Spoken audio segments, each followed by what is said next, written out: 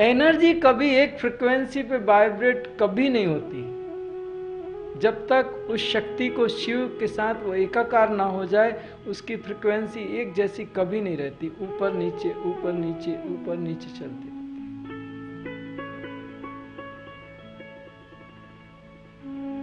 मैंने देखा है हॉस्पिटल में रोगियों को मशीन से कनेक्ट किया जाता है, उसमें हार्ट बीट या कुछ देखा जाता है तो वो एक सी नहीं होती। हाँ, अगर वो मर गया तो फिर एक सीधी रेखा आती है उनके स्क्रीन पे, राइट? नहीं तो वो ऐसी ऐसी चलती रहती, ऊपर नीचे, उसका मतलब है जीवित है। वो सीधी हो गई मतलब गया।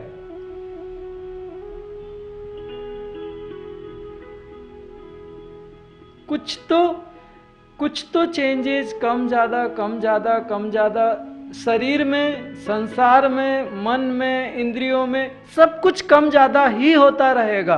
और अगर आप ज्यादा में खुश होंगे कम में रोएंगे तो ज्यादा में खुश हंसेंगे। हंसना रोना ऐसे जब आदमी ज्यादा वो थोड़ी देर हंसता है, थोड़ी देर रोता है, थोड़ी देर हंसता है, थोड़ी देर रोता है, और ये जब जल्दी जल्दी होने लगता है तो लोग कहते हैं अबे पागल हो गया। एक्चुअल पागल सब हैं।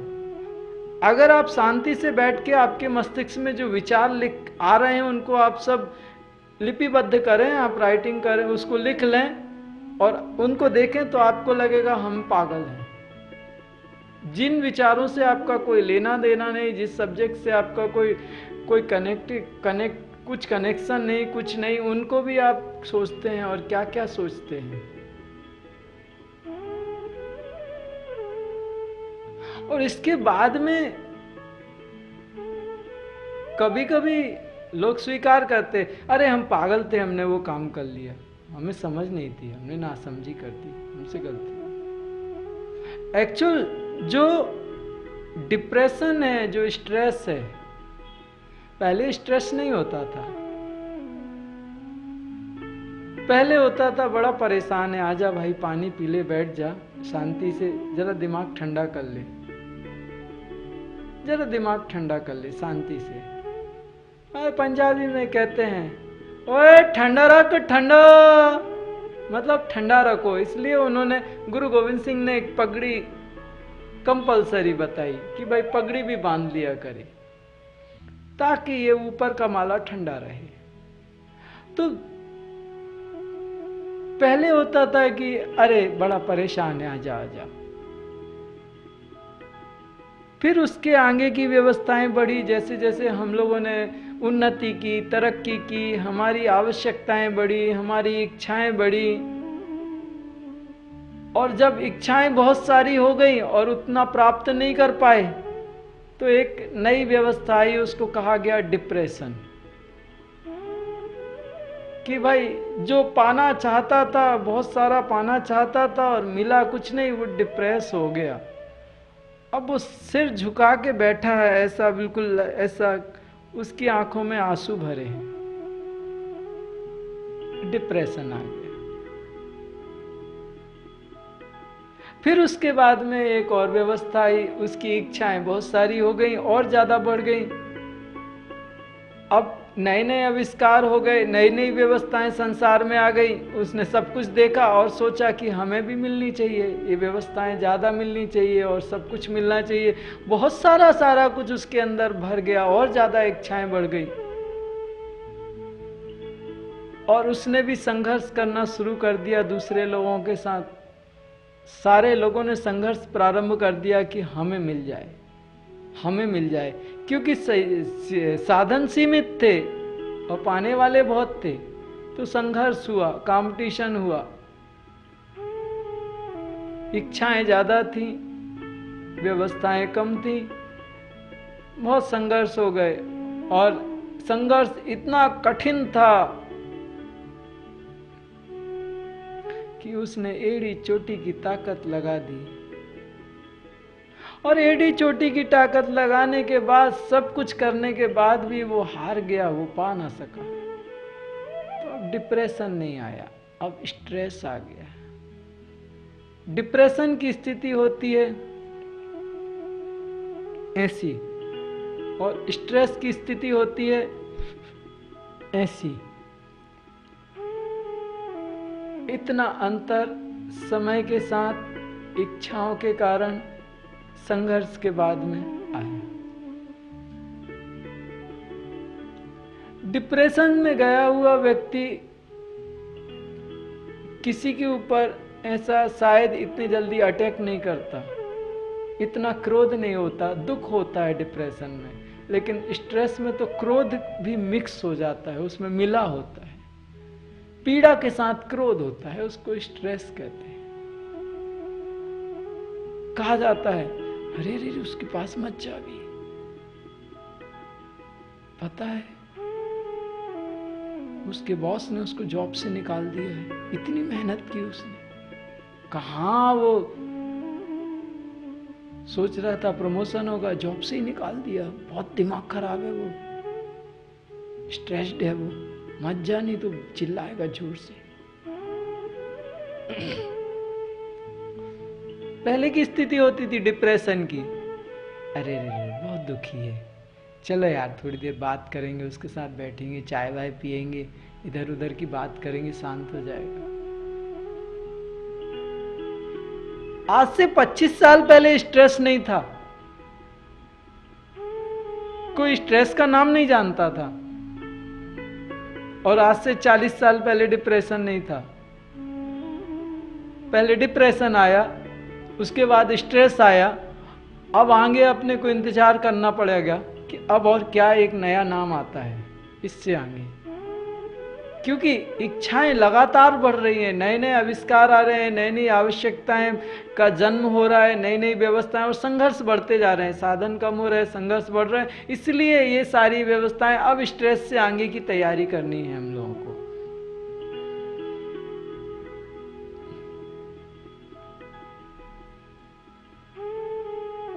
तो यहां पे भगवान कृष्ण अपना ज्ञान अर्जुन को दे रहे हैं। असत वस्तुओं की तो सत्ता नहीं है, ये सारा जो तू देख रहा है दो आंखों से, ये सब बदलने वाला है, ये सब क्षण भंगुर है, ये हमेशा बदलता रहा, ये हमेशा बदलेगा, ये असत्य है और सत्य का अभाव नहीं है। सत्य एक ही है,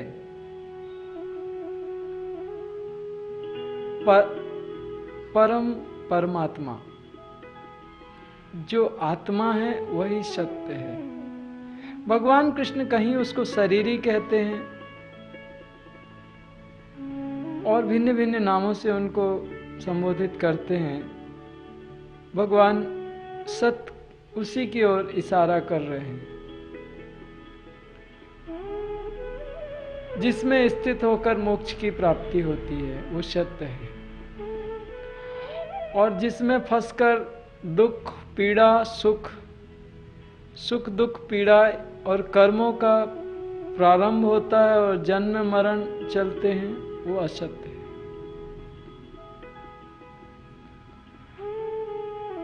जन्म लेना, कौमार्य अवस्था में प्रवेश करना, युवा अवस्था में पहुंच जाना, वृद्ध अवस्था को प्राप्त होना, फिर मृत्यु हो जाना, ये भगवान कहते हैं प्रकृति का चक्कर है।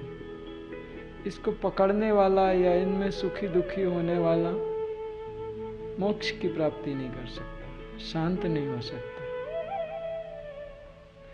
थोड़ा सुखी हो सकता है, दुखी भी होगा ही होगा, लेकिन शांति प्राप्त नहीं हो सकती।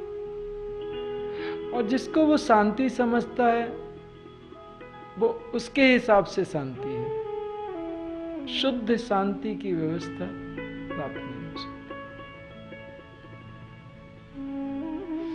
इस प्रकार इन दोनों ही तत्वों को तत्वज्ञानी पुरुषों के द्वारा देखा गया है, शरीर और शरीरी।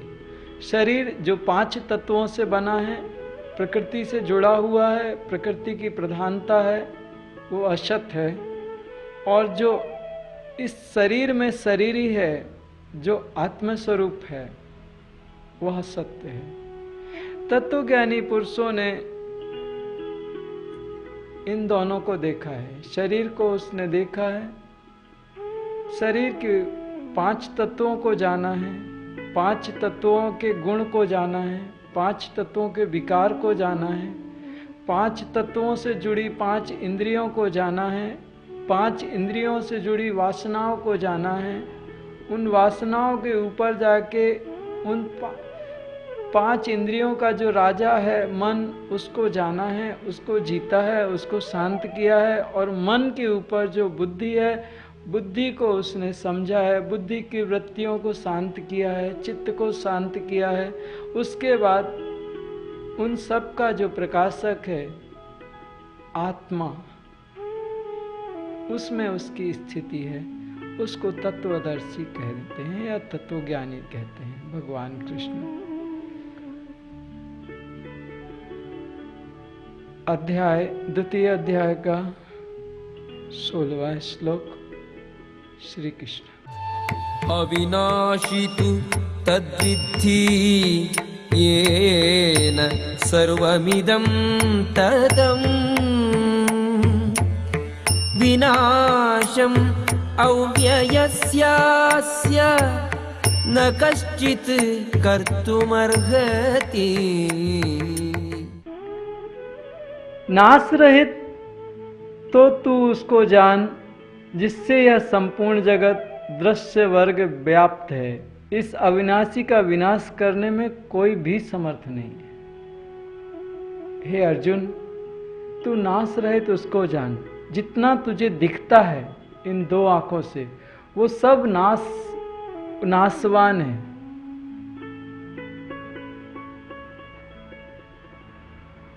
जितना दिखता है वो सब नाशवान है, और जो नहीं दिखता वो नाश रहित है। जिससे संपूर्ण जगत दृश्य वर्ग व्याप्त है, वो नाश रहित है।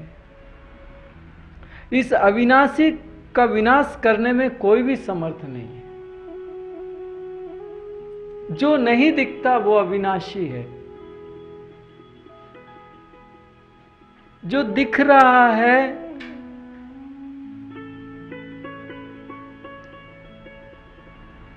उसके भीतर भी वो व्याप्त है। जो दृश्य है उसके भीतर भी वो अविनाशी है। लेकिन जो दिख रहा है वो विनाशशील है, वो विनाशवान है, लेकिन उसके भीतर जो है वो अविनाशी है। और जो अविनाशी है उसका विनाश करने में कोई भी समर्थ नहीं, परमात्मा स्वयं समर्थ नहीं।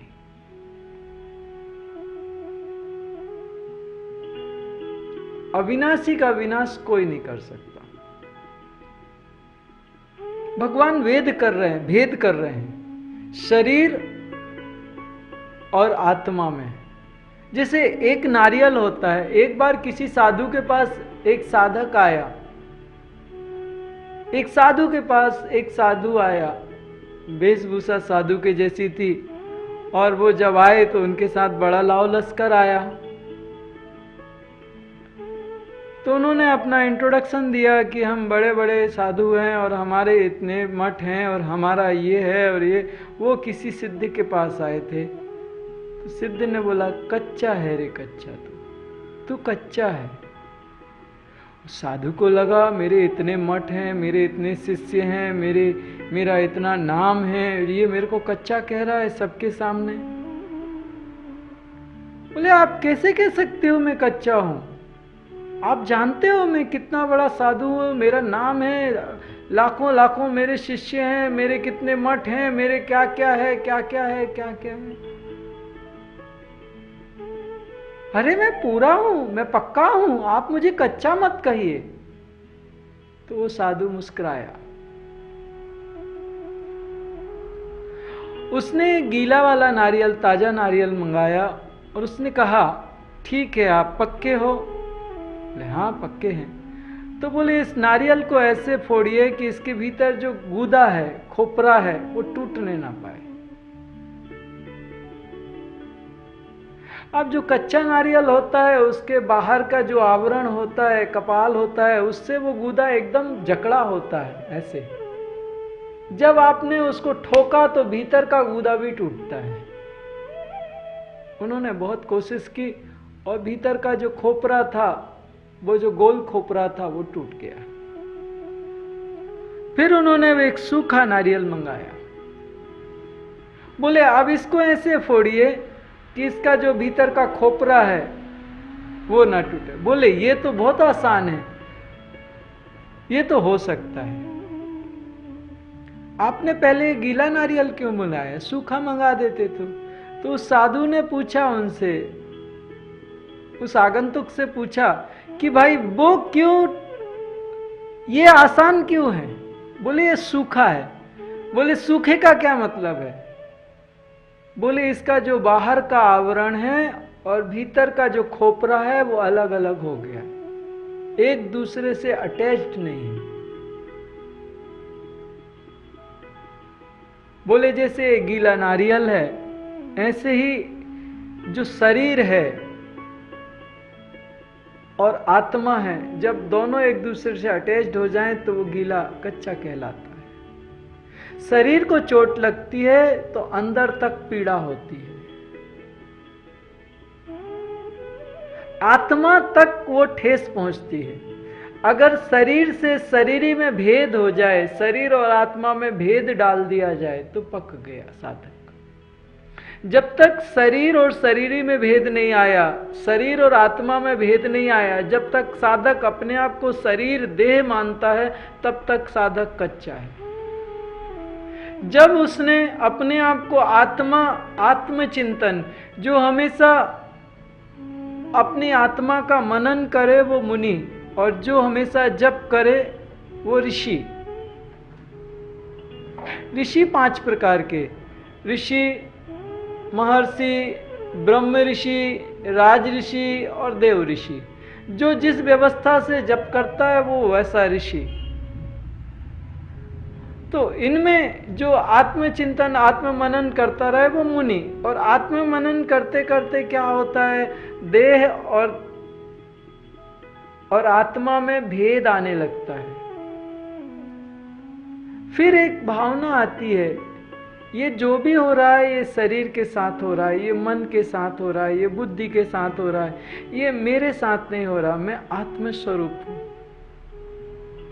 ये शरीर, मैंने हजारों बार ये शरीर मृत्यु को प्राप्त हुआ, लेकिन मैं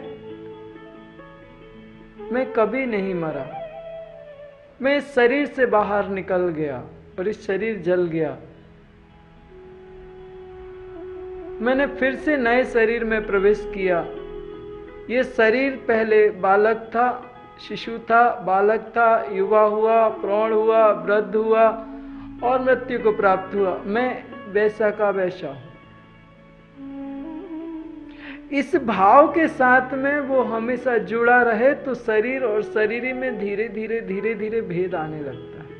फिर जैसे जैसे भेद आता है वैसे वैसे बाहर की जो सुख दुख की अवस्थाएं हैं वो उतना प्रभाव उस साधक पे नहीं डाल पाती जितना पहले डालती थी, क्योंकि अभी वो लगातार आत्मा का चिंतन करता है। तो जो आत्मा की शक्तियां हैं उनसे वो सुरक्षित होता है, संरक्षित होता है। आत्मा का स्वभाव है आनंद, और उस आनंद के प्रभाव के कारण सुख और दुख उसके ऊपर कम प्रभाव डाल पाते हैं जब वो लगातार आत्मचिंतन करता है। यही भगवान कहते हैं, नाश रहित तू उसको जान जिससे यह संपूर्ण जगत दृश्य वर्ग व्याप्त है। वो नाश रहित है। जो भी तुम देख रहे हो उसमें वो व्याप्त है, पूरा व्याप्त है। ऐसा नहीं है कि इस उंगली में है और बीच में फिर ये गैप हो गया तो यहां नहीं है। यहां जो आकाश है उसमें भी वो है, इसके बाद इस उंगली में है, यहां आकाश, वो ऐसा बह रहा है।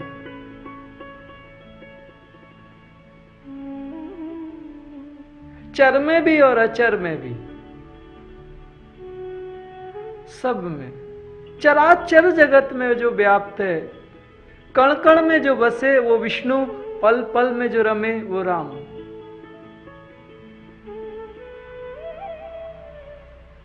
सबसे बढ़िया इसका उदाहरण है प्रहलाद। प्रहलाद को जब उसके पिता ने मारने का प्रयास किया तो उसके पिता ने कहा कि तू मुझे भगवान नहीं मानता, सारे लोग मुझे भगवान मानते हैं, तू मेरा पुत्र है, मुझे भगवान नहीं मानता। तू जिस भगवान को मानता है वो कहां है? बोल कहां है तेरा भगवान? मैं तो सामने खड़ा हूं, मैं भगवान हूं, तेरा भगवान कहां है? बोल।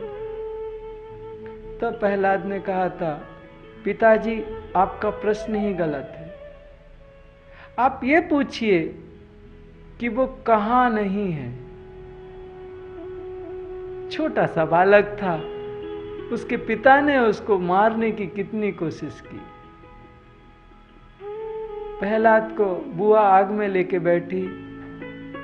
प्रहलाद की बुआ को वरदान था कि वो आग में नहीं जलती।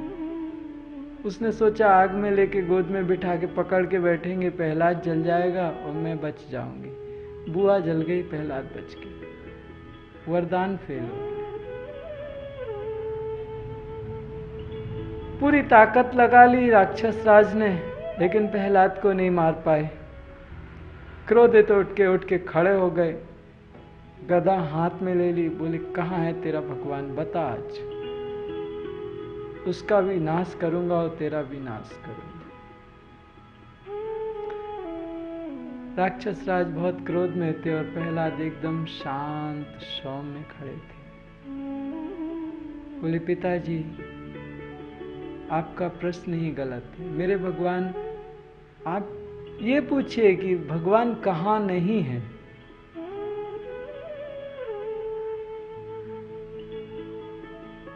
तब उसने कहा था इस खंबे में भी तेरा भगवान है? बोले हाँ, इस खंबे में भी मेरा। तो बोलते देख, अब इस खंबे को तोड़ के मैं तेरे भगवान को तोड़ देता हूं। खंबा तोड़ा, नरसिंहा प्रकट हुआ, नारायण का अवतार प्रकट हो गया। अपने एक छोटे से बालक के लिए नरसिंहा प्रकट हुआ।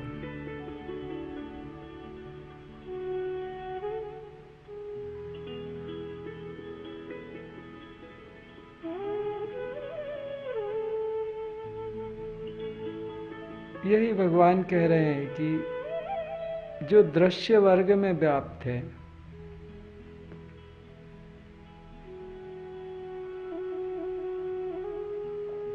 वह नाश रहित है, उसको कैसे नाश करें? कोई भी राक्षसी वृत्तियां हो जाएं, कोई भी विजातीय वृत्तियां हो जाएं, उसको कैसे नाश कर सकते हैं?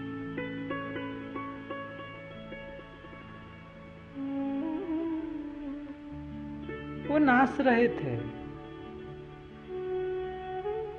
खंबा तो पंचभूत है, खंबे के भीतर जो व्याप्य है वो तो अविनाशी है, उसकी शक्ति से ही तो वो खंबा है। यहाँ पे परमात्मा कहते हैं इस अविनाशी का विनाश करने में कोई भी समर्थ नहीं है।